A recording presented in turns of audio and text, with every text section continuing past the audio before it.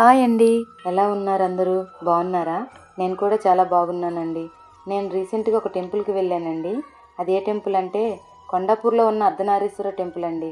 ఇక్కడ ఒక ప్రత్యేకత ఉందండి. అదేంటంటే ఎక్కడైనా సరే శివపార్వతులను విడివిడిగా పూజిస్తారు కదా, ఇక్కడ మాత్రం ఇద్దరిని కలిపి ఒకే శిలపై అర్ధనారీశ్వర రూపంలో పూజిస్తారండి.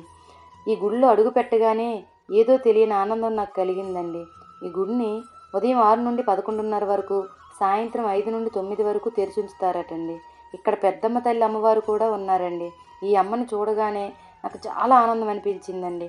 నా మనసులో ఒక కోరిక చెప్పుకొని ఈ గుడి చుట్టూ 9 ప్రదక్షిణలు చేస్తే కోరిక తీరుతుందటండి.